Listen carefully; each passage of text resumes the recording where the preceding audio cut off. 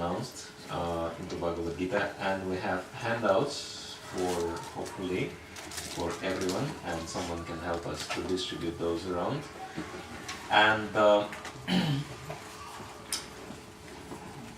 because we're going to be going through the entire Bhagavad Gita, and I'll tell you briefly what's going to be happening. It's going to be 1.5 hours, but we'll go through all 18 chapters at a glance. Plus, we're going to be looking into 12 key verses, special verses, which will serve as keys to, make complete sense of Bhagavad Gita. And plus, we're going to be discussing 5 points, which are general points for understanding Bhagavad Gita. So you can understand that 18 plus 12 plus 5, it's 35 points in 1.5 hours. It's like 2 minutes per point, including a chapter. Chapter is also counted as a point. So, and verse, right? To talk about a verse or to talk about a chapter, I only have 2 to 3 minutes max. So, and we won't have time to elaborate on things, but I'm sure you'll hear a lot of interesting things for yourself. And so far I've done since 2000. Yeah, I'm doing that crash course since 2005, since I've done it for the first time in Durban, South Africa. And of course, it was done in many countries, more than 20 countries on 4 continents. And so far, like many, not only Bhakti Shastri students, but Bhakti Shastri teachers took it as well. And so far, I haven't come across one single person, whether student or teacher, who said they were aware of every single point presented. And all of them, they mentioned more than one point which we never came across before, even though these points are right in Bhagavad Gita. And so, the course is based on Bhagavad Gita as it is. We're not going to go off into like commentaries of acharyas, this and that, some additional material. We'll just base it on Prabhupada's Bhagavad Gita as it is. And I think you'll be surprised how much is in there if you look carefully. And we'll be also speaking not only about understanding but application of Bhagavad Gita, which is the most important thing. And the training courses based on different sections of Bhagavad Gita, Bhakti Yoga, Karma Yoga, Bhakti Yoga and Jnana Yoga, which I also teach, Yoga of Success, Yoga of Love and Yoga of Wisdom. They're based on that original crash course I did, because devotees, they wanted me to, introduce the application in practical ways, how to do it, etc. So anyway, many points we'll be going through. They will be on slides, and they're going to be in your handouts. So you don't have to write down every single point. You don't have to write down what's already in your handouts. But the points which are not in your handouts, and elaborations, of course, they are not in your handouts. So elaborations, you can take notes. And certain points which are absolutely not there, you can also, note references for yourself. Yeah. Okay, so before we start our journey right into Bhagavad Gita, we'll offer our prayers of respect to the spiritual master, Vaishnavas and the Supreme Lord in a shortened form. Om Agyantimirandasya Vinanjana Shalokaya Chakshuramitam Yena Tasmai Shri Gurave Namaha Shri Chaitanya Manobhishtam Sthapitam Yena Bhutale Swayam Rupa Kadambayam Dadati Svapadantikam Vanchakalpatarubhyascha Kripa Sindhubhyevacha Patitanam Pavanebhyo Vaishnavebhyo Namo Namaha Shri Krishna Chaitanya Prabhu Nityananda Shri Advaita Gadadhara Shivasati Gaura Hare Krishna, Krishna Krishna, Hare Hare, Hare Rama, Rama Rama, Hare Hare. Om Namo Bhagavate Vasudevaya. Om Namo Bhagavate Vasudevaya. Om Namo Bhagavate Vasudevaya.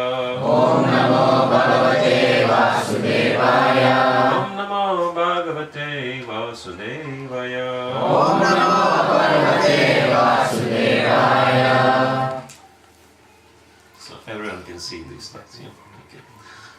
So, Bhagavad Gita as it is, ki jai. So, Prabhupada ki jai. So, before we look into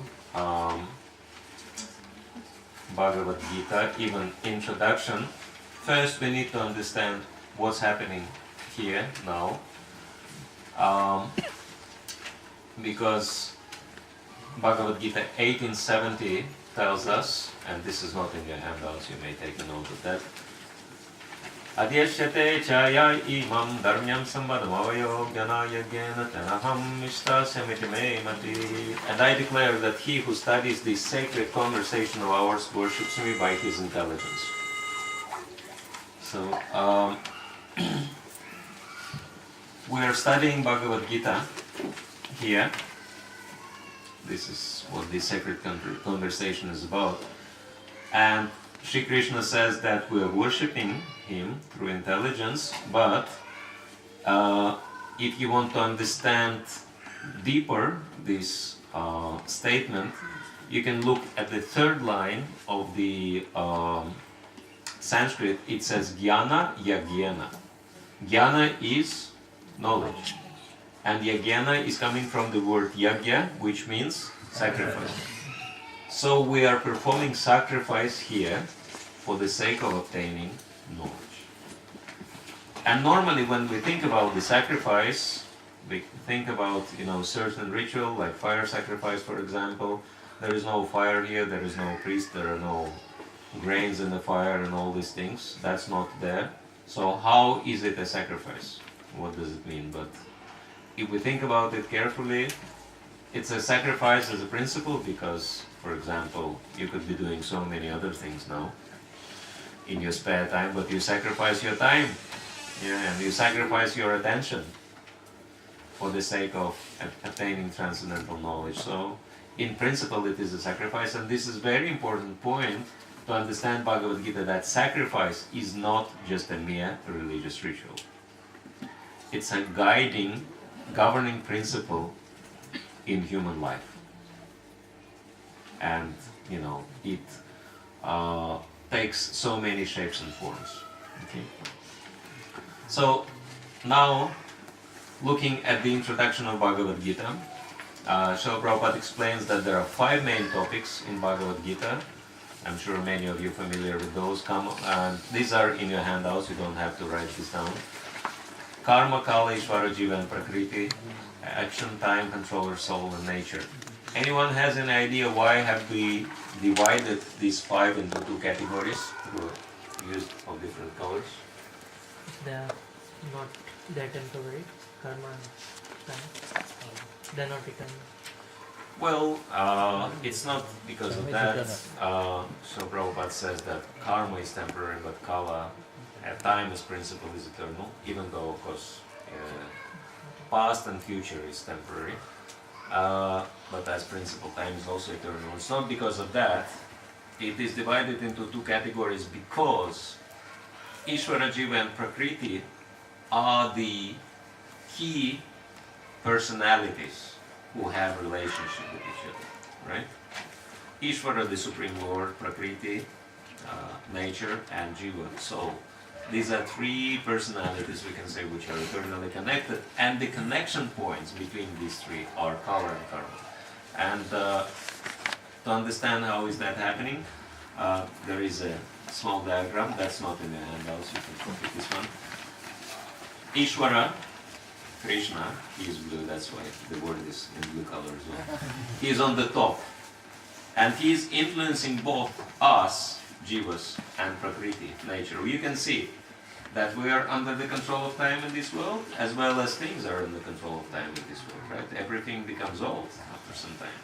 And so time is the controlling factor. So time is representing the Supreme Lord. And how Jiva and Prakriti are connected with each other? Through karma. We are acting and Prakriti is reacting. So that's the law of karma. According to our activity, Prakriti is giving us the fruits of our activity. So, is that clear? Shall we move on? Yeah?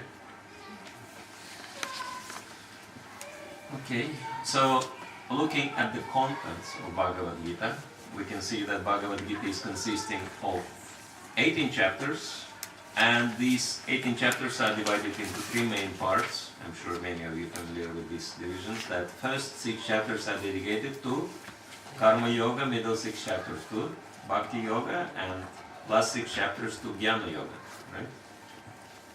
That's pretty basic understanding, but anyway. That's important points to note in regards to Bhagavad Gita as a whole. We made a little Bhagavad Gita counter. You have it in your handouts. You don't have to copy it for yourself. And so, from 1 to 5. If you remember 5 points, you can explain to any layman what Bhagavad Gita is in 5 minutes maximum. So 1 stands for one scripture, special scripture, spoken by the Supreme One.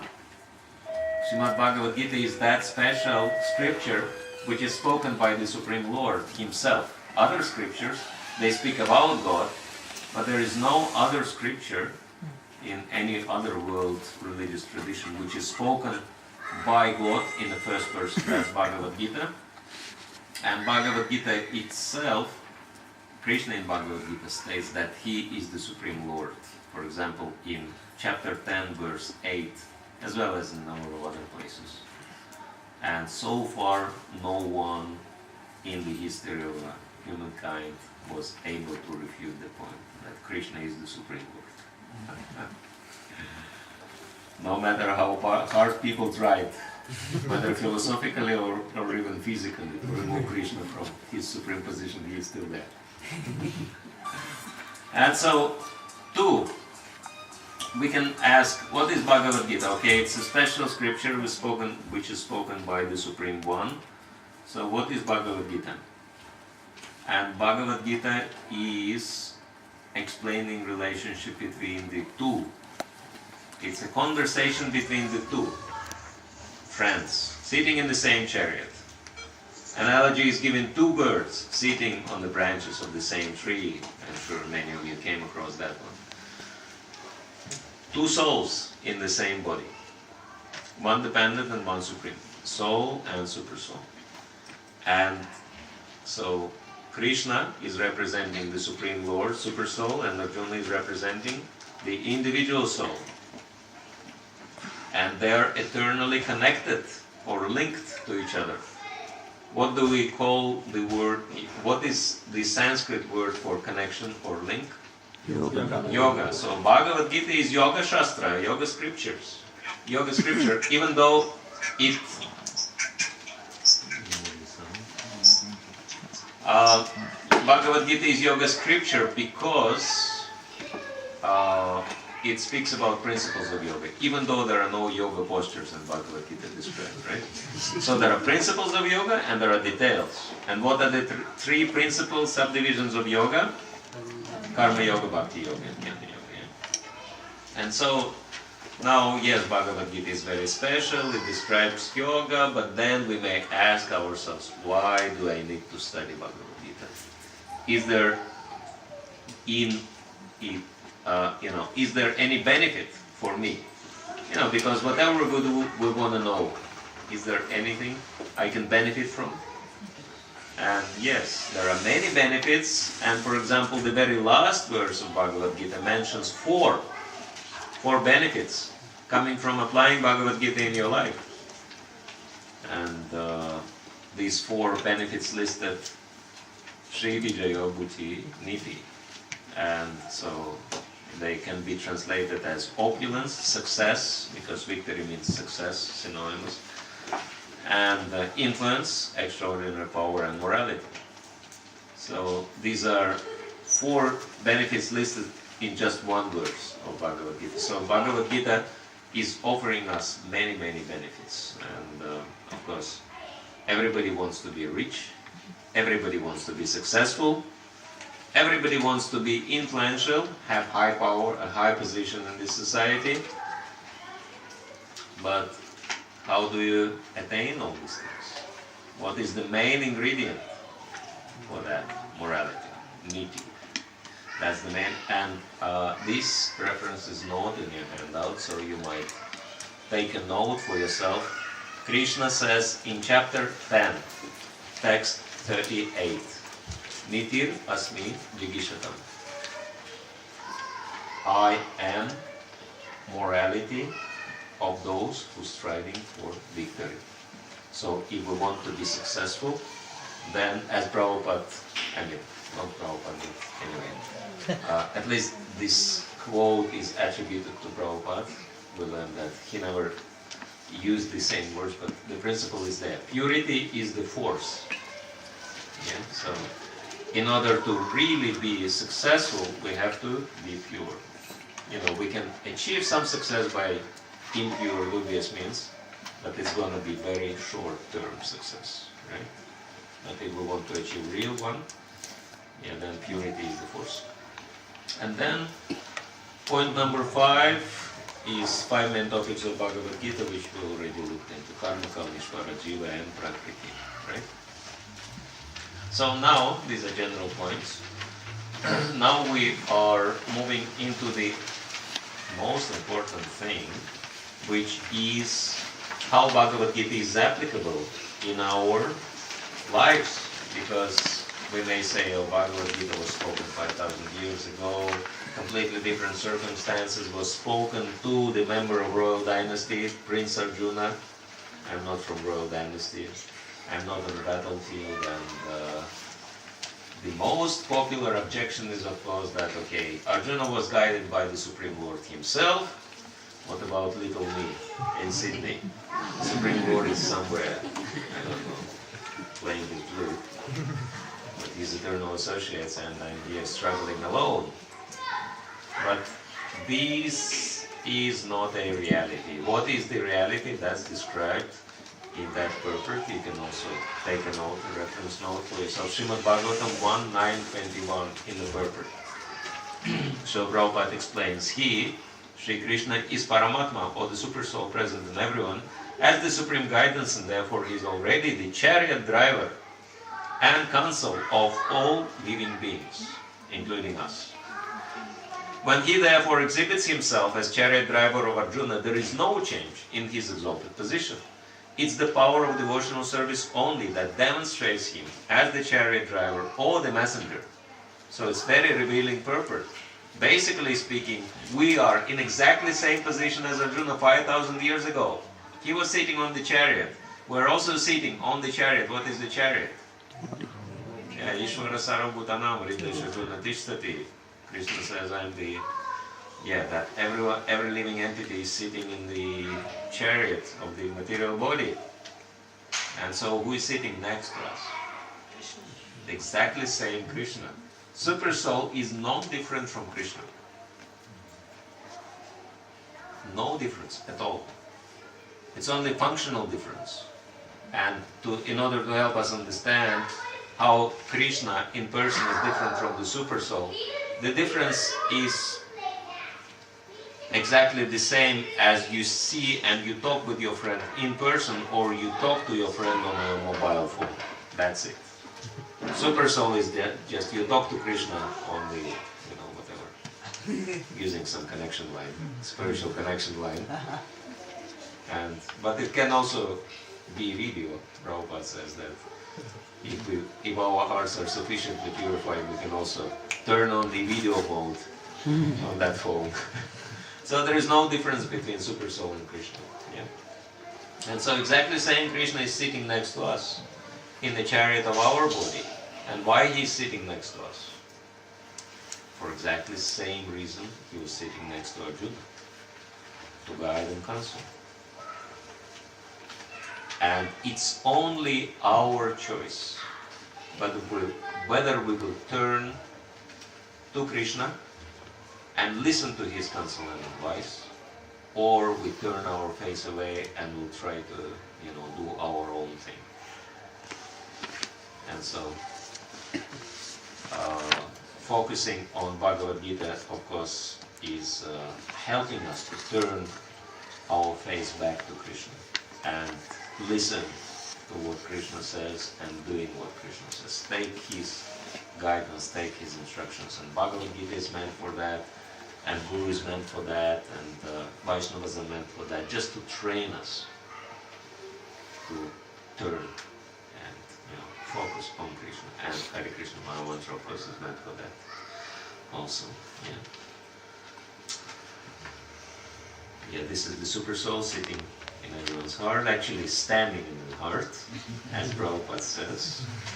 You know the history of this picture, that Jadurani was originally painting this picture, and she didn't know how Super Soul looks, and she was asking Srila Prabhupada how the Super Soul looks, and how do I know how the Super Soul looks? And Prabhupada said, oh, it's very simple, you just go to Himalayas, and you absorb yourself in meditation for 10,000 years, that will see. And she became a little bit, disturbed by that. And then Prabhupada said, okay, by the mercy of spiritual master, you don't need to do that. I'll describe to you how Super Soul looks, you can just paint. And, so he described that Super Soul standing, and this is how it's happening. So Prabhupada ki jai. Now, opening Bhagavad Gita. And normally when you take a book from the bookshelf, say in the shop, you never seen the book, and you want to know what the book is about, normally you just look at the cover, front and back cover, trying to make out what the book is about. So we can start Bhagavad Gita by looking at the front and back verse of Bhagavad Gita and comparing them to one another and trying to make sense of what Bhagavad Gita is about. So the first verse of Bhagavad Gita is Dhritarashtra is asking Sanjaya about the position in the battlefield of Kurukshetra, very famous verse, and let's chant it all together in unison. Dhritarashtra vacha dharmashetre Kurukshetre samaveta-yusava mamata pandava-shaiva kim akurvata Sanjaya. Dhritarashtra said to Sanjaya, after my son, the son of Bhakti, assembled in the place of pilgrimage in Kurukshetra, desiring to fight, what did they do? So it's very tense question posed by King Dhritarashtra, that's why the translation is in red. Because he's really worried. And, it looks like a simple question from the first side, but actually, if you think about it, it's a strange question. I mean, Pandavas and Kauravas assembled at the Kurukshetra desiring to fight, and then what did they do? Prabhupada says it's as strange as, say, if you invite some hungry man to your house and you put him and you sit him down and you put so many wonderful preparations in front of that man, and before he reaches out to the preparation, you will ask, so what are you going to do now? So naturally, hungry man will eat, and soldiers desiring to fight will fight. So why Dhritarashtra is asking this meaningless question? But then, sometimes people, and this is one of the laws of psychology, if they have malicious intentions, they don't want to ask what they really want directly. They want to conceal their intentions by asking indirect question, and I mean, Dhritarashtra has very malicious intentions. You can make out from the verse. He says, "My sons and sons of Pandu." You know, immediately he just separates, even though these are orphans and he's supposed to be there, you know, caretaker and guardian, but he says these Pandus and my sons, you know, he's very malicious in his intentions. And what he really wants to know, the real question is, are there any chances for victory for my sons? Right? This is a very intense question. And after speaking the entire Bhagavad Gita, Sanjaya answers directly to this indirect question, and this is the last verse of Bhagavad Gita. Let's chant it in unison as well. Yatra Yogeshwara Krishna Yatra Bhata Tanundara Tatra Srivijayo Bhutir Prabhupada Mama. Wherever there is Krishna, the master of all mystics, and wherever there is Arjuna, the supreme archer, there will also be opulence, victory, extraordinary power, and morality. That is my opinion. So shortly, I'm sorry, my dear king, but there will be no victory for you. There is Krishna and Arjuna on the other side. Right? So, very clear. And now, yes, that Krishna didn't even have to fight. He just had to be with Arjuna to ensure his victory. And now we'll be looking through all 18 chapters in Bhagavad Gita in a nutshell. An idea is, and this is the very important part as well, the idea is that you firstly understand the most essential message of each chapter, and secondly, understand how the chapters are connected to each other and the logic behind the structure of Bhagavad Gita as a whole. And there is a purpose why we compare, and that's in your handouts, you know, the whole table is in your handouts. And so there is a reason why we compare Sanskrit titles with English titles. Because Sanskrit titles will give you a better idea where Srila Prabhupada is coming from by translating the titles the way he did. And so, chapter 1, in Sanskrit it's Arjuna Vishada Yoga. And you know who is Arjuna, you know what is yoga. By the way, interesting that every single chapter in Bhagavad Gita is yoga. Also shows that it's a yoga shastra. And yoga is much more than a physical exercise. And luckily, nowadays, yoga practitioners show more and more interest in studying Bhagavad Gita, so we can capitalize on that. And yeah, by the way, if you want to run this crash course for any of the yoga school, you're very welcome. No copyrights. You can take the materials and use them as you like. And so, we know who is Arjuna, we know what is yoga. What is Vishada? Sorrow, lamentation, grief, all these kind of things. And yeah, it's a very interesting kind of yoga. Yoga of sorrow. Yoga of lamentation. You know, nowadays there are so many different types of yoga. Raja yoga, Hatha yoga, Moksha yoga, this yoga, that yoga. Maybe we should introduce one more. Vishada yoga. Because people lament all the time anyway. At least they can derive some yoga benefit from it. I think we can become best professionals running courses on Vishada yoga. Anyway, apart from jokes, you know, Arjuna was lamenting, and we know why Arjuna was lamenting. We know when Arjuna was lamenting, when he was observing the armies on the battlefield of Kurukshetra. This is where Prabhupada is coming from. That this is the cause of his lamentation, because he realized that he had to fight and kill his friends and relatives, very near and dear ones. But still it is yoga. Why it is yoga? Because he was connected to Krishna, even in his grief. Even in the worst situation in his life, he was safe. Why? Because Krishna was there next to him, and Krishna would dispel his lamentation. But Arjuna is giving different reasons. I'm sure that many of you learned the reasons why Arjuna didn't want to fight.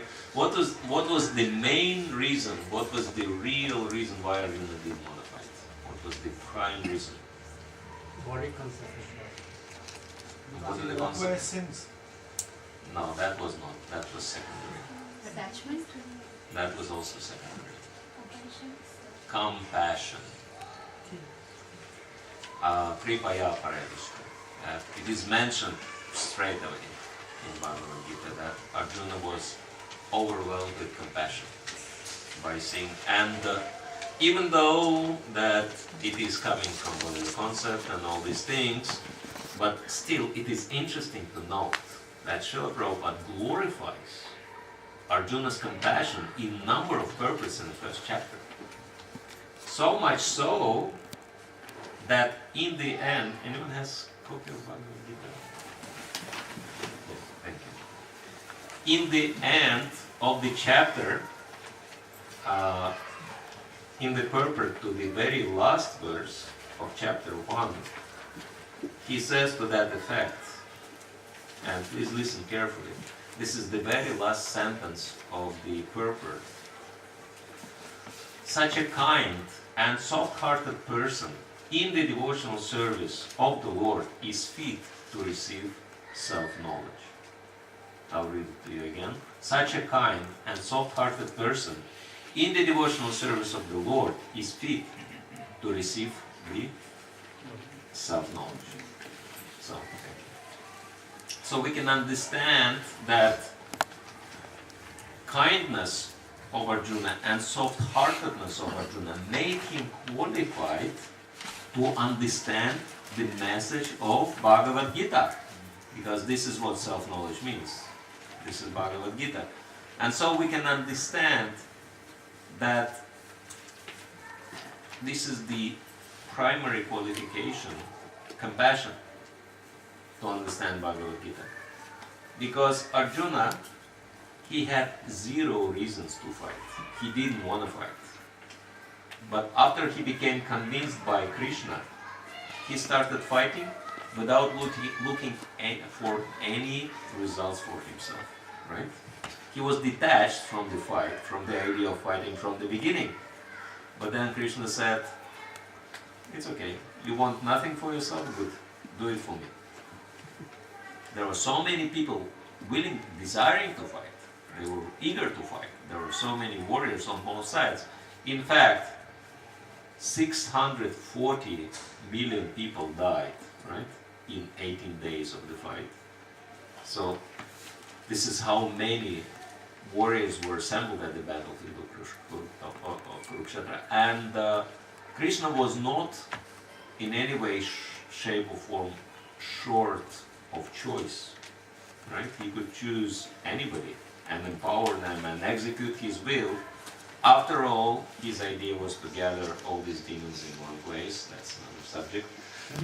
And, wholesale slaughter them. That was his plan. Yeah, because from the beginning of his life, from his childhood, that was his secondary mission, but still it was a serious mission.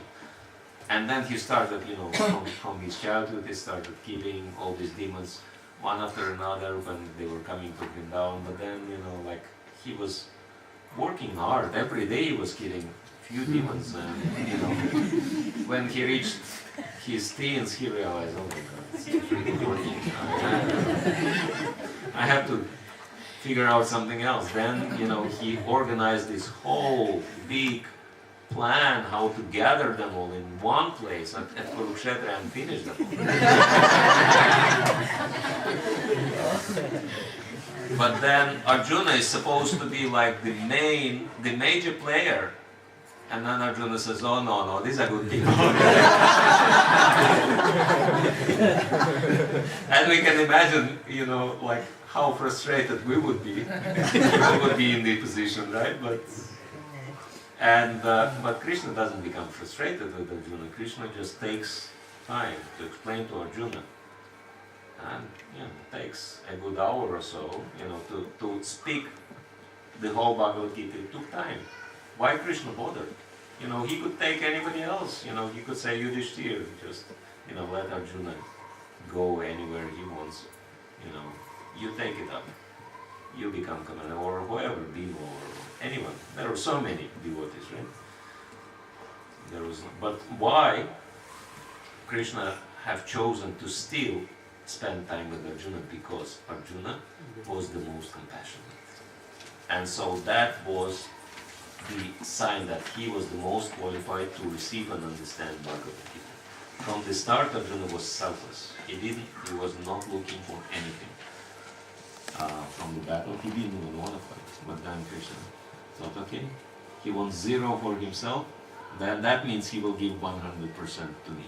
So let me empower him. And so, yeah, this is the significance of the first chapter. And plus Arjuna was open and he was willing to listen. And then in the second chapter, Krishna is explaining the entire Bhagavad Gita in a nutshell. Sanskrit is Sankhya Yoga. Sankhya means to count in Sanskrit. So this is where the titles coming from, English title, contents of the Gita summaries. All the topics of Bhagavad Gita accounted for in the second chapter in a nutshell. And it's very interesting from this standpoint to look at the whole structure of Bhagavad Gita.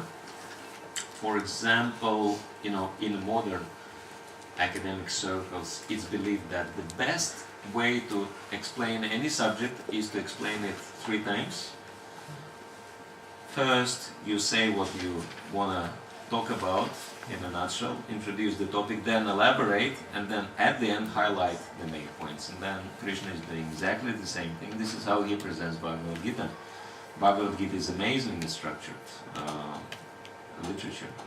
Sankhya Yoga is Krishna is speaking what he wants to speak about in a nutshell, then elaborates from chapters 3 to 17, then chapter 18 highlights the main points. You will see that, for example, out of 3 half verses repeated verbatim in Bhagavad Gita, 2 coming in chapter 18. 2 out of 3. So that shows that chapter 18 highlights the main points. And then chapter 3, from this chapter onwards, Krishna starts elaborating on the subject of Bhagavad Gita. And so he starts elaborating on the subject of Karma Yoga. That's why the chapter is called Karma Yoga. And Prabhupada doesn't even give any English translation, just leaves it as it is. And what is the meaning of Karma Yoga? We understand what karma is.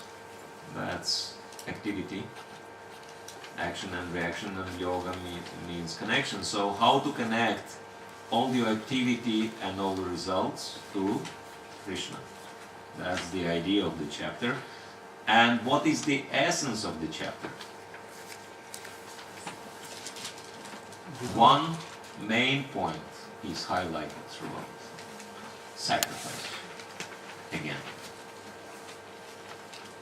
So Krishna starts with sacrifice, explaining that the sacrifice is the main thing we should live for. And of course, in terms of Arjuna, it's a serious sacrifice, because this sacrifice involves sacrificing, it's human sacrifice. It involves sacrificing his own relatives. That's a serious sacrifice. Right? Just imagine if you will be placed in front of such a choice. You can well understand Arjuna's predicament quite well. And of course, he had to do that because he was in a very different position from any ordinary human being. Because for a king, he cannot indulge in what Prabhupada's calling nepotism. I think you all understand the term. Nepotism means taking sides or favoring someone against someone else. King cannot do that. Ruler cannot do that. He cannot say, oh, this is my family member, he can do any damn thing and he'll be excused. And this person is not my family member, I don't care. That's very wrong mentality for a king. King has to be just and what we call it? Yeah, equal towards everybody. And so Arjuna had to kill his own relatives because they committed many criminal activities and they went against the Dharma, so he had to do that. That was his duty. But it was very hard duty to perform, you can understand. And so, again, coming to the point of application of Bhagavad Gita, Arjuna, of course, he was in the position of Kshatriya, so he had to kill his own relatives for the sake of everyone's benefit and advancement in Krishna consciousness. So now, okay, we are not Kshatriyas, but what about ourselves? And that's a tricky question to ask yourself. Do we have any relatives we have to kill? You know, if we are, to apply Bhagavad Gita as it is, are there any relatives we must kill without any showing any mercy? Yes. What are the relatives? Mind or mind. Bad quality. You think the mind, okay, we should be mindless. Bad quality. Yes. Kama, Krodha, Lobha, Moha, Mada, Matsarya. There are so many relatives. These relatives are much closer to our heart than physical relatives. Because physical relatives are with us only in this lifetime. But these guys are following us from one life into another. For many lifetimes we're, related to these bad qualities, and so we have to, kill these bad qualities in our own heart. So this is our Kurukshetra, first Kurukshetra. Destroy the things we are related to.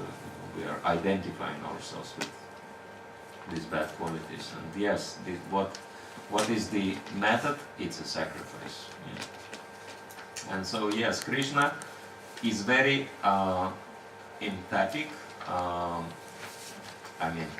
explicit in what he wants Arjuna to do. Immediately he tells Arjuna what he is looking for in Bhagavad Gita, and that's text number 30. We'll look into this a little later. So he tells him he has to fight by giving up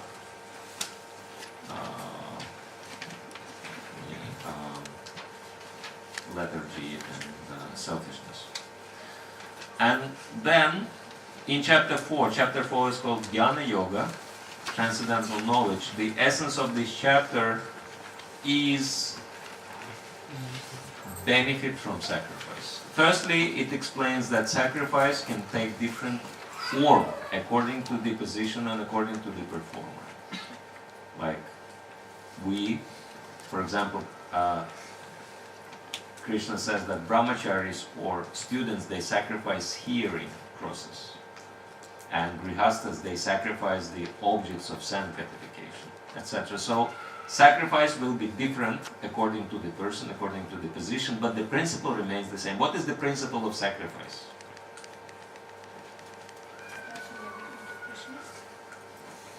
Whatever, sacrifice is a basic principle is to sacrifice your selfish interests for the sake of higher goal. And of course, the highest sacrifice is for the satisfaction of activity, for the satisfaction of Krishna, the Supreme Lord. So yes, the selflessness is very much connected to sacrifice, idea of sacrifice.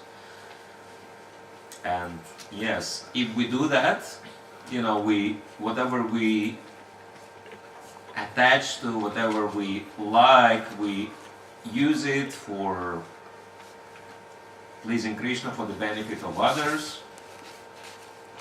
What is in there for me? What am I get? What will I get? Transcendental knowledge. We become realized. If we do like that, we'll become wise people. We'll understand things which not many people understand. And even in the material world, know-how is the most expensive product. And so yes, jnana yoga, divine knowledge, transcendental knowledge. This is the first benefit of coming from sacrifice.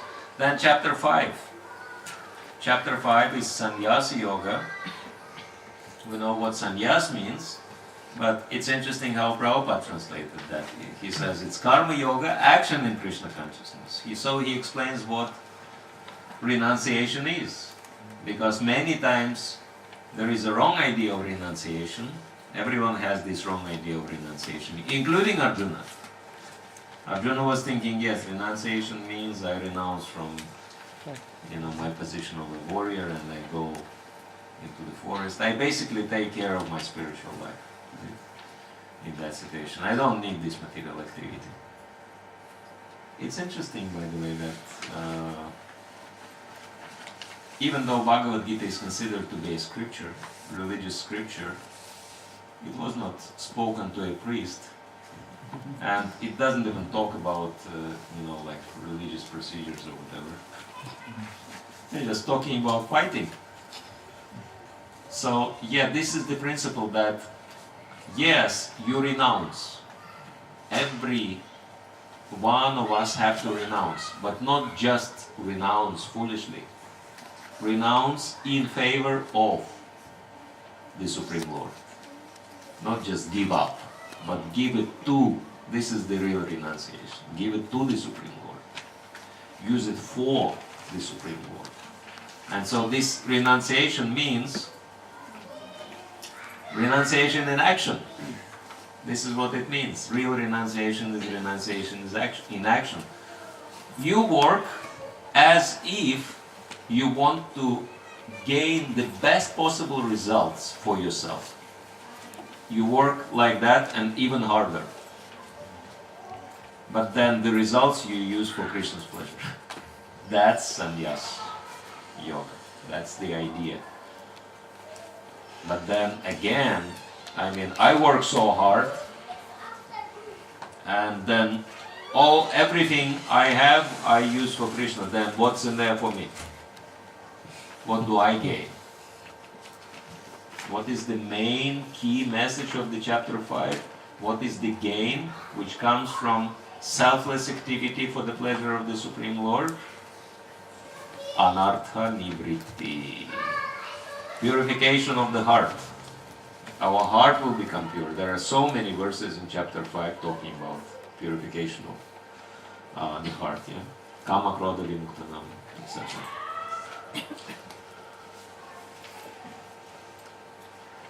Okay, then I may ask, why do I need to purify my heart? Anything wrong?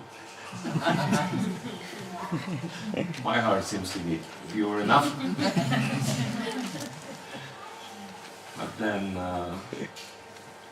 even from mundane point of view, they say that, the impurities in the heart, they cause all the heart diseases. So even materially, we have to make sure that our heart is pure. But of course, we're not talking about, physical purification of the heart. We're talking about spiritual purification, becoming free from all these bad qualities, such as greed and lust and anger and all. And why do we need to purify our hearts? Because the Supreme Lord is residing in the heart. And this is what chapter 6 is talking about. Dhyana yoga. Dhyana means what? Meditation. Meditation upon whom? Krishna in the heart. So that what chapter 6 is describing. And why do we meditate on the Paramatma in the heart? Because, not just because, we want to be recognized as accomplished meditators or something, receive a diploma or something. Okay? I reached Paramatma.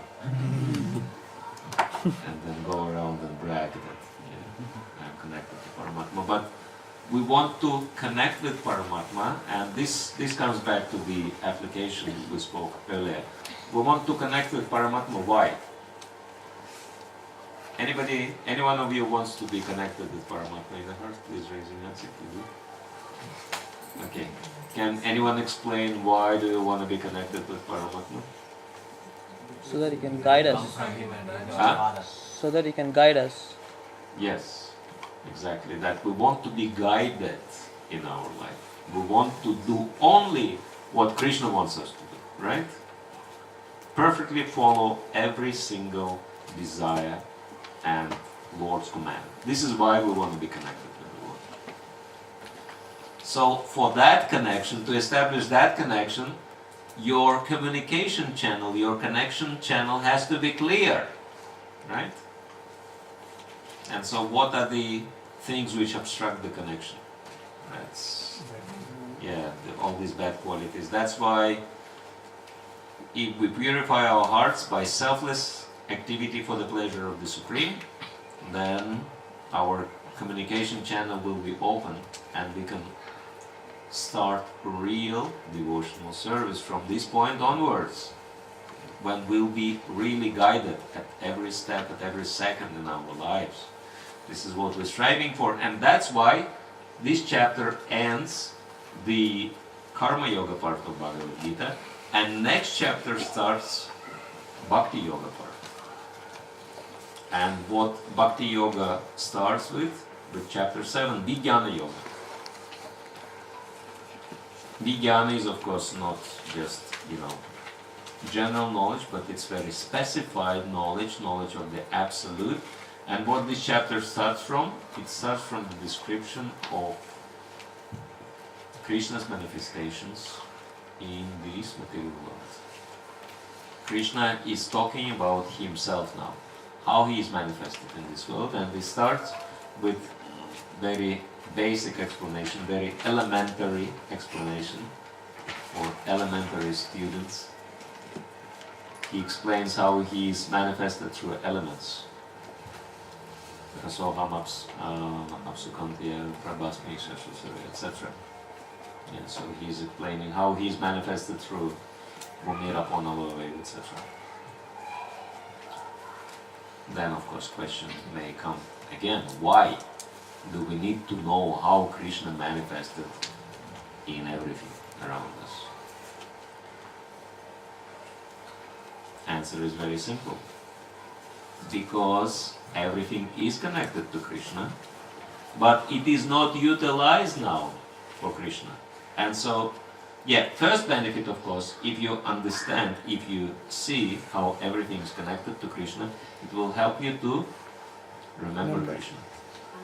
You drink water, you remember Krishna. You see light, you see the sun, you remember Krishna. It will help you to remember Krishna. But our remembrance of Krishna, Srila Prabhupada explains, is different from impersonal remembrance of Krishna. Impersonal just acknowledges, okay, this is connected to God, this is connected to God. But Vaishnava remembrance is not passive, it is active. What does it mean?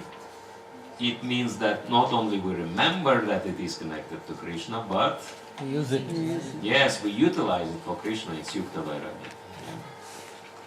Bring it back to Krishna. Bring it back to the original owner. And then we may ask, okay, how will it help us? Then chapter 8 says, explains Taraka Brahma Yoga. Tara means deliverance, and Brahma means spiritual, so it's literally translates as yoga of spiritual deliverance. We're becoming delivered from this material world, checking out from this material world and going into the spiritual world, attaining the Supreme, as Prabhupada translates it. And so this is how chapters 7 and 8 connected to each other. If you realize that everything is connected to Krishna and you remember Krishna, about Krishna actively by using everything in his service, then remembering Krishna throughout your life will also help you to remember about Krishna at the time of death. And then by remembering Krishna at the time of death, you go to Krishna. That's very simple. And then, by going to Krishna, you can understand very confidential things connected to Krishna, which are described in the next chapter. Rajaguhya Yoga, the most confidential knowledge, And what is the most confidential knowledge? If you analyze the chapter, the most confidential aspects are loving relationship between Krishna and his devotees. And certain points in this chapter are so confidential that even for us, practicing devotees, it's pretty hard. We can understand it, but to accept it, it's different matter. For example, verses 30 and 31, if you look at those, Krishna says that my devotee, even if he is sudurachar, even if his behavior is, completely off the wall, completely unacceptable, but if he is worshipping me, you must accept him as sadhu. Well, that's pretty hard for us. Why? In next verse, Krishna explains, Shipram Bhavati Dharmatman Shashvachakti, because he will become very quickly righteous. Basically, you don't have to worry about his problems, I'll take care of that. You just accept him as sadhu, that's it. So, yeah. And there are many, many confidential points in this chapter, of course.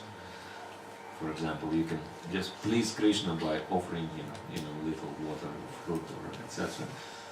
But there is something which is very, very confidential, which is described in this chapter, and it's confirmed by Srila Prabhupada in two references in Nectar of Devotion and Nectar of Instruction. Krishna is glorifying his most confidential devotee in this chapter. Who is the most confidential devotee of Krishna?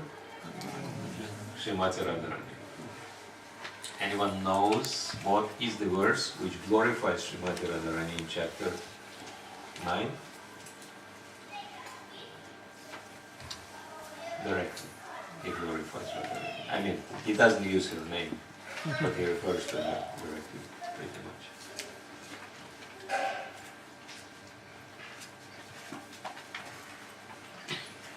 Okay, I'm sure you don't have that in your handout, so you may take a note. It's chapter 9, verse 13. Mahatmanas tumam patha daivi prakriti mashika.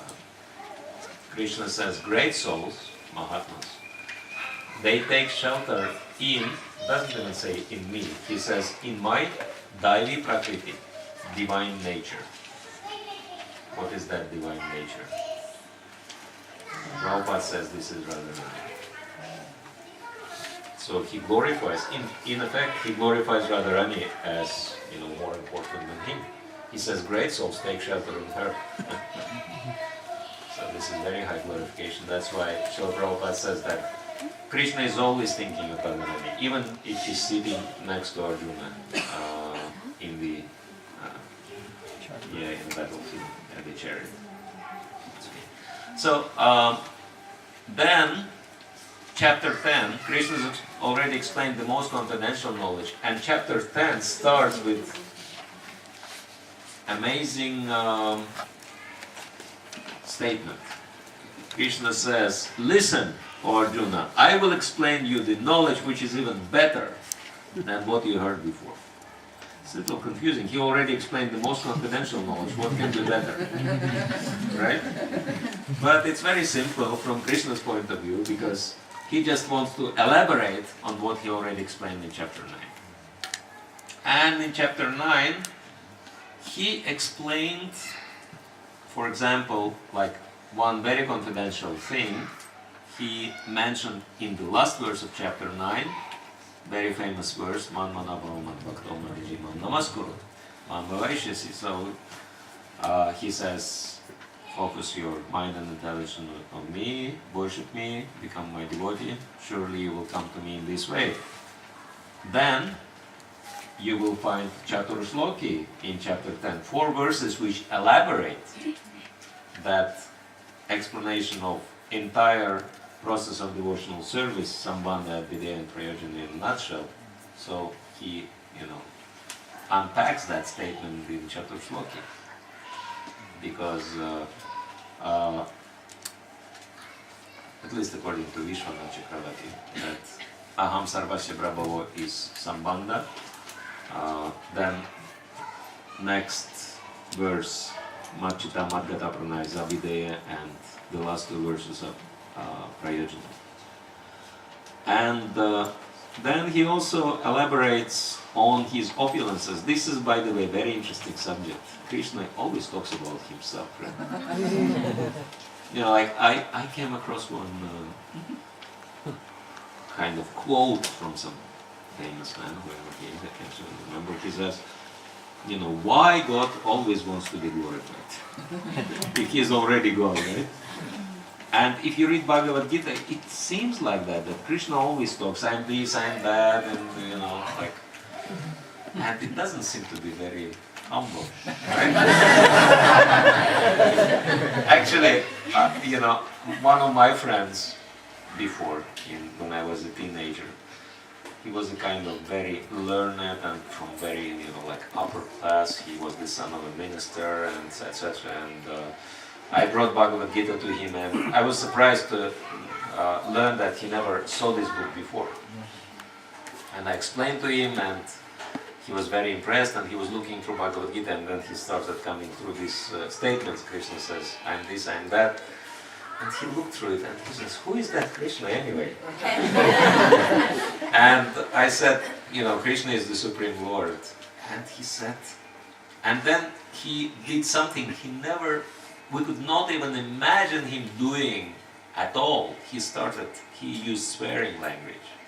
And, you know, his image immediately dropped, you know, in the eyes of his friends, including myself. His image immediately went down to zero. He started using swearing language, and he said, if this is God, can he be more humble? Like that. And later, you know, I learned, of course, I never wanted to deal with him since then, but later I learned, you know, that this envy is sitting right deep in the heart, and he managed to show such a high manners, you know, he was like the top aristocracy guy, of course, you know, coming from such a fluent family, but then, you know, when he faced Krishna, immediately, you know, his true colors just came, you know, like, showed up. Anyway, but, you know, like, even we read Bhagavad Gita, and we may also ask ourselves this question, why Krishna is always talking about himself? Well, explanation is there, actually, in chapter 15, where Krishna is kind of concluding, describing his opulences, and basically, if you read through these verses, we won't have time to discuss this today, but these are amazing verses, and the idea is that Krishna is actually saying that I am completely selfless in taking care of all and fulfilling everybody's desire, and I want absolutely nothing. I'm just doing it out of pure love, pure and selfless love towards the living entities, and that's why I'm glorified as the greatest. Because my love is completely pure and completely selfless. I want nothing in return. Even atheists, I'll look after them. I'll, you know, take complete care of them, no matter they blaspheme me or whatever. And so he doesn't say about that, but if you look through these verses, you know, it becomes obvious that he is taking care of everyone, no exceptions. And you know, he elaborates on his opulences. Like, for example, from chapter 7 and 9, Krishna is talking about how he manifested, you know, Aham Varsha Prabhu Shakshi Nivasa Sharanam Surit. He says, I am the master, I am the guardian, I'm this and that, I'm the bold refuge. And but then in chapter 10, he elaborates on his opulences, giving very graphical examples of the mountains and Himalaya, this and that. And one example he gives is of the fishes and the shark. And you know, just taking that example, we can look into it. Why Krishna is saying that of the fishes and the shark? Oh, shark is representing God in this world. Why shark? Why not whale? Whale seems to be bigger fish than shark. Why shark specifically? But yeah, there are many reasons for that. And one reason is that, for example, some atheist is going to the beach in Sydney. I'm sure you have some good beaches around here. And having a good swim in the ocean. And then he's seeing something moving towards him in the water. He's seeing that, black fin coming closer, and he recognizes, oh my God, this is a shark. And then this atheist, what he will say, oh my God.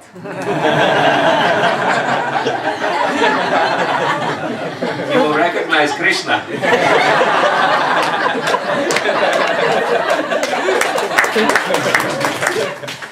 So there are many, very wonderful examples Krishna is giving, illustrating his opulences in this world. And then, of course, after such a colorful explanation, Arjuna, being naturally, curious Kshatriya, Kshatriyas are known to be curious because they have to make sure that nothing's happening outside of their control. And so he wants to see all these things. And then in the beginning of the 11th chapter, he says, Krishna, the 11th chapter is Vishwarup Darshan Yoga, universal forms. He says, Krishna, can I see all these amazing manifestations of yours you just described? And Krishna says, sure, yeah, I'll show this to you. I'll give you divine eyes. But, of course, one reason is that Krishna wants to show his divine manifestation, but there is one practical reason, because the purpose why Krishna is talking the entire Bhagavad Gita, we must remember, and this is chapter 3 that Srila Prabhupada says that 3:30 wherein Krishna tells Arjuna, you fight, I want you to fight. This is the purpose verse of Bhagavad Gita. Krishna is very clear about explaining his purpose. And he wants to achieve that purpose. And within the display of universal form, he shows Arjuna something which will make him completely convinced that he will emerge successful or victorious. What is he showing? And all the people are going inside his mind. Yeah, that all his enemies are dead. And then, of course, Arjuna is asking, who are you? It's very interesting, a twist in Bhagavad Gita also, because Krishna already explained to Arjuna that I am the Supreme Lord. Arjuna didn't even respond. That's interesting. They just carried on the conversation, but when it comes to chapter 11, Arjuna is asking, who are you? He realized, okay, Krishna is God. Because there are so many gods, and Arjuna knew so many gods. He is the son of God, son of Lord Shiva, and he knew many gods, and he was even fighting with gods, like he was. He's the son of Indra, but he was fighting with Shiva. So, he was always surrounded by gods. And then Krishna is declaring, I am God. Arjuna says, okay, what else you want to say? He doesn't take much notice of that, but when he sees the scale of divine manifestation of Krishna, then he realized, okay, that's not exactly the gods I knew. He is much greater than all of them. Anyway, so then Krishna is helping Arjuna to realize his mission. So chapter 11, even though it's not very philosophical, it's a chapter of empowerment. Krishna is empowering Arjuna. Nimitta matra bhava sarasachin. You become an instrument in my hands. And then how many of you want to be empowered by the Supreme Lord? So what do we need? The last verse of chapter 11 is the verse which is defined by Srila Prabhupada as the essence of Bhagavad Gita. And go look into that. It gives 5 very important conditions which everyone has to fulfill in order to come to Krishna. And then chapter 12, Krishna is summarizing Bhakti Yoga part. That's why chapter is entitled Bhakti Yoga, devotional service, very straightforward, very short chapter. And it explains what are the levels of devotion and what are the qualities of devotee also. And then from chapter 13 onwards, until chapter 17, he is explaining Jnana Yoga part of Bhagavad Gita. And it's not very complicated actually. If you look at the chapter 13, the title of chapter 13, Prakriti Purusha Viveka Yoga, Prakriti is nature, Purusha is enjoyer. There are two kinds of enjoyers. What are the two kinds of enjoyers? Individual soul and the Supreme Soul. Individual soul is fake enjoyer, Supreme Soul is the real enjoyer. And that's, Viveka means discrimination, and or Vibhava, same thing. You will see that this word is recurring in Sanskrit titles. Then Prabhupada explains that three topics are explained in that chapter: nature, the enjoyer, and consciousness. What are the three main topics out of 5 of Bhagavad Gita? Anyone remembers? Ishvara, Jiva, and Prakriti. So this Jnana Yoga part starts with the explanation of interaction between Ishvara, Jiva, and Prakriti. It explains how Jiva becomes conditioned by Prakriti and what is the role of Ishvara in the entire equation. Yeah. Then, again, being a perfect teacher, Krishna explains all the three topics one at a time. And I'm sure you can figure it out. What is the main subject of chapter 14, Gunatraya Vibhaga Yoga, the three modes of material nature? Prakriti, yes. Chapter 15, Purushottama Yoga, Yoga of the Supreme Person. Ishvara, yeah. And chapter 16, Daivasura Sampad Vibhaga Yoga, Divine and Demonic Natures. Jiva, yes. And then he concludes the Jnana Yoga part by explaining Shadatraya Vibhaga Yoga, the divisions of faith. Basically, in this chapter, he explains that human being, what is faith? He doesn't say like Christianity, Islam, Buddhism, this and that. He explains the principles that faith means three types of activities. What are the three types of activities which make one faithful, rightfully make one faithful? Austerity, sacrifice, and charity. Yeah. And so, yagya, dana, and tapa, this is what constitutes faith.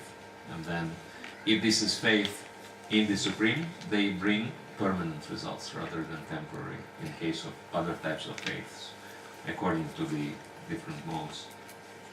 And then in chapter 18, he just highlights the main points of Bhagavad Gita. Moksha Yoga, conclusion, the perfection of renunciation. Moksha is, of course, liberation, or freedom. This is the chapter of freedom, yoga of freedom.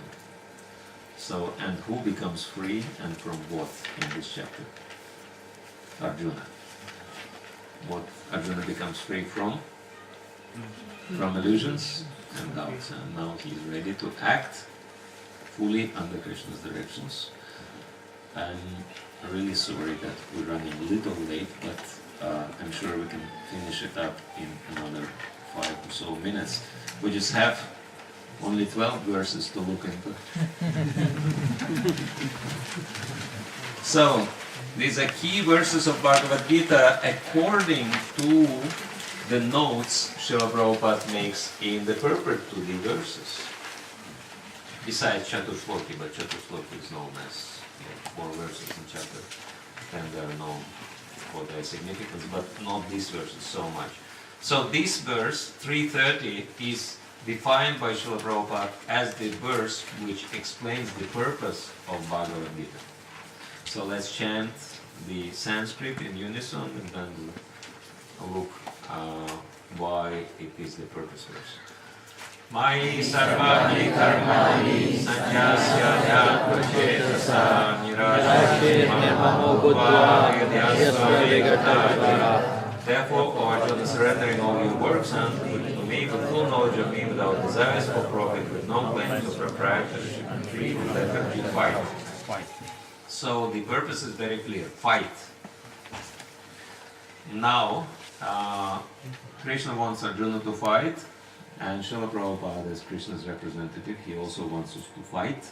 We're not using the physical weapons, not that Shastra, Nana Shastra Paraharana, Like Bhagavad Gita says, so many warriors came with so many shastras in hands, so many weapons in hands.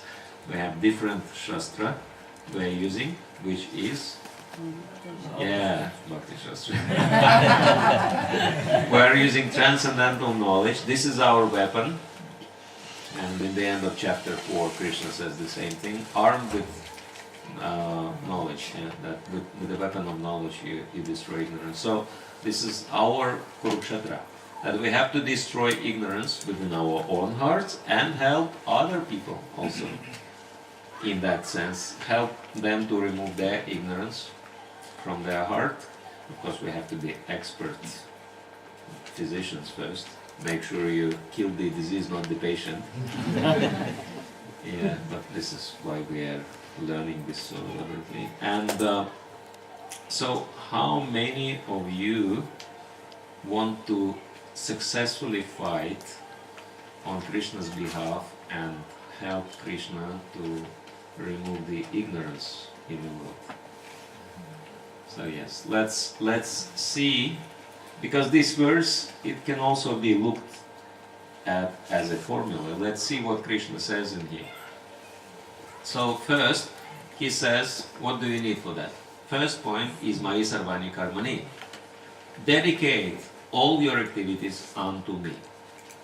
Mayi Sarvani Karmani. Then, this is what we have to do. And anyway, no, we'll start from the bottom. So Krishna says Yudhyasva. Yudhyasva means fight. How do we have to fight? Vigadajvaraha. What does it mean? Become free from lethargy. So lethargy belongs to which mode of nature? Ignorance. So ignorance have to be removed altogether. No ignorance. It's counterproductive. Then one line above, Nirasha nirmamo bhutva, without desires for profit, with no claims to proprietorship. Desire for profit and proprietorship, which mode of nature is that? Passion. Yes, passion has to be removed. It's counterproductive. Then, Adhyatma Chetasa. Adhyatma Chetasa means with full knowledge of me. So Krishna says, with full knowledge of me. Knowledge belongs to which mode? So, goodness is helpful. And then the topmost level is Mayi Sarvani Karmani Sannyasa. Now you renounce. In which way? Dedicate every activity in my favor. Instead of doing things for yourself, do things for me. This is real renunciation. And this is the formula of success, we can say. And what will be the result? Will become perfect instrument in Krishna's hands in the same way as we see. Arjuna became perfect instrument in this picture. Yeah? Became one with Krishna in purpose. Different as person, but one in purpose. That's what Srila Prabhupada explains. Now, key verses of, 4 seed verses of Bhagavad Gita, as we mentioned in chapter 10, verses 8 through 11, describing the entire process of devotional service. Sambandha, Abhideya and Prayojana. I'm sure you're all familiar with the terms, yes? Those who are not familiar, you can ask someone who is familiar. And now we'll look into the verses and see what they talk about. So Krishna says in 10:8, I am the source of all spiritual and material goods. Everything emanates from me. Now, the wise who perfectly know this, so it talks about knowledge, yeah? That's why it's Sambandha verse. Engage in my devotional service and worship me with all their hearts. Okay? So this is the Sambandha verse of Bhagavad Gita. Now, the Abhideya verse. What do we do? The thoughts of my pure devotees dwell in me. Smarana, thinking about this. Their lives are fully devoted to my service. Padasevana, Atmanivedana. They derive great satisfaction and bliss from always enlightening one another and conversing about me. So we can see that the samples of Navavida Bhakti are given in here, in this verse. So that's why Vishwanath Chakravarti Thakur says it's Abhideya. Then what will be the result, prayojana? To those who are constantly devoted to serving me with love, I give the understanding by which they can come to me. So Krishna will give us buddhi yoga, spiritual intelligence. To show them special mercy, I dwelling in their hearts. Destroy with the shining lamp of knowledge the darkness born of ignorance. So Krishna will also remove the ignorance from the heart. So this is Krishna's response, we can say, to our surrender. Yeah. And then the last key verse is the verse which Srila Prabhupada defined as the essence of Bhagavad Gita, 1155. That's also in the handouts. Let's chant this verse together. Mat karma krit mat paramo mat bhakta sangha vita varnasya sarvabhuteshu yasamamiti panava. My dear Arjuna, he who engages in my pure devotional service, free from the contaminations of prohibitive activities and mental speculation, he who works for me, who makes me the supreme goal of life, and who is friendly to every living being, deserves and belongs to me. So, Srila Prabhupada says that everyone who wants to come to Krishna has to follow this formula very precisely. What is the formula? First element of the formula, again, mat karma krit. Dedicate all your activities to Krishna. Then mat paramo. Make Krishna the goal of your life. Then, these things, why Krishna says mat paramo? Because if somebody dedicated all activities to Krishna, then obviously one is focused on Krishna as the goal. Not necessarily, because if you dedicate all your activities to Krishna, then so many nice results are coming. And it's easy to forget Krishna and start enjoying byproducts of Bhakti. And then Krishna says, okay, you engage yourself in my services, but make sure you also remember me. That I am the goal, not position or anything else. And how do you do that? By, mat karma krit means you work for Krishna, do practical things for Krishna. Mat paramo means sadhana, very strict sadhana. Then mat bhakta, become my devotee. And what is the meaning of mat bhakta will be explained in chapter 12. So many qualities of mat bhakta will be described. Who is devotee, whom Krishna considers to be his devotee. Then Sanghavarjita means basically avoiding association, avoiding contact with what? Free from the contaminations of fruitive activities and mental speculation. So Prabhupada brings up these 2 points which are very detrimental in development of Bhakti. That's karma and jnana. What's wrong with karma and jnana? Well, karma is meant for sense gratification, right? This is why people work, to make money, to enjoy senses. That's clear. Instead of karma, we have to do karma yoga, dedicate our activities to Krishna. But jnana, what jnana is meant for? Jnana is meant for control. And control is even worse than sense gratification. It has to be avoided, so that's why these are the 2 stumbling blocks. And then the last one, but not the least, is nirvaira sarvabhuteshu. Be friendly to every living being. And so Prabhupada is showing a very nice example how to be friendly to everyone with no discrimination. And this quality is again the first one which is described in chapter 12, Aveshta Sarvabhutanam. Okay, and the last point in our presentation is those important statements in Bhagavad Gita which are repeated verbatim, half verses, and that's in the handout, so you don't have to write it down, but we'll just look at these repeated statements, why they are repeated and how they are connected to each other. First one is in chapters 3 and 4, Mamavat Manavat Pante Manusha Sarvasha. Everyone follows my path in all respects, the son of Pritha. basically it's referring to the unchangeable universal laws established by the Supreme Law, by the Supreme Lord.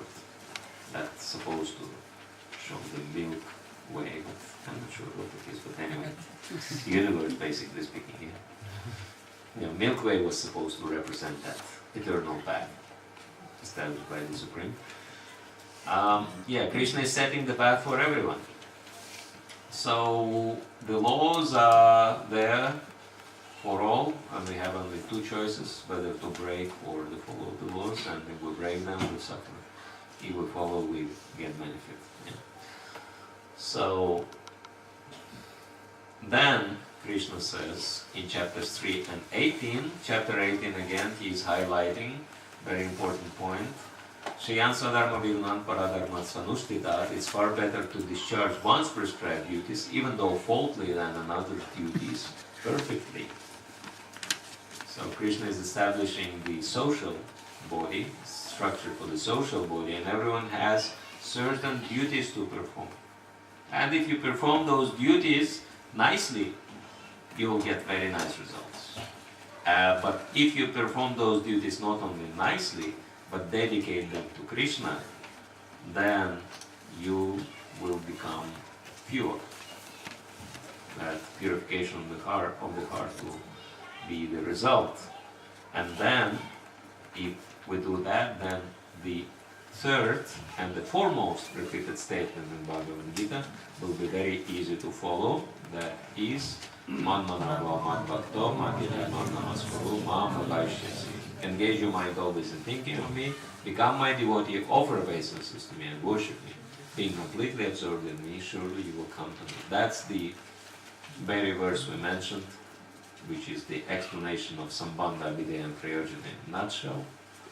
Man-mana is Sambandha, Mad-bhakto. Now, Man-mana Bhava-mad-bhakto, that's Sambandha. Madhyaji Mam-namaskuru, that's Abhideya. And Mam-evaishyasi, that's Prayojana. And if we follow our duties perfectly in this material world and our heart is purified, then it will be very easy with pure heart to be engaged in devotional service and develop our relationship with Krishna, and eventually go back home to the spiritual world to live with Krishna very happily forever ever after, which is the goal of Bhagavad Gita and the goal of devotional service. Hare Krishna. Hare Krishna, Krishna Krishna. Hare Hare. Hare Rama, Hare Rama, Rama Rama, Hare Hare. Thank you very much for your kind attention. I hope it was not boring. I hope you gained something, at least, for yourself. I mean, I'm sure all of you are knowledgeable people, and many points were those points which you already knew about, but just out of curiosity, how many of you learned something in this 1.5 hours? Something you haven't heard or thought before or haven't noticed in Bhagavad Gita before, please raise your hands. Okay, very good. Thank you very much. So, and how many of you have now the complete picture of Bhagavad Gita? Okay, good. Thank you. All right, I wish you all the best, and we'll finish here. If Vijay Gatakar Prabhu wants to say a few words. I'd like to thank His Grace Uttam Shlok Prabhu. Uttam Shlok Prabhu ki Jai! Please give him a big hand of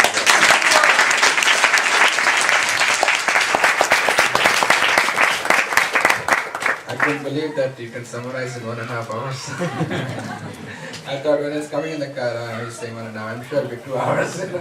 But he actually did it, so it's really amazing. It's the short time to cover. It's very, very helpful for us. And thank you for taking all the austerity to come all the way from North Sydney here and help us in our study of Bhagavad Gita and encouraging us. Thank you very much. Prabhupada. Yes, Prabhu. If we can, I can get from your Nari for them. The Word document I can send out. Hand out, I've got soft copy. This one I got. So I will send out the PowerPoint as well and the Word document. You can use that for, we'll think of using that for intro programs, because before we do Bhakti Bit, we have introductory program, we might use this model. I think it will be a lot useful. People will like it more. So we'll discuss that in the next leadership meeting tomorrow.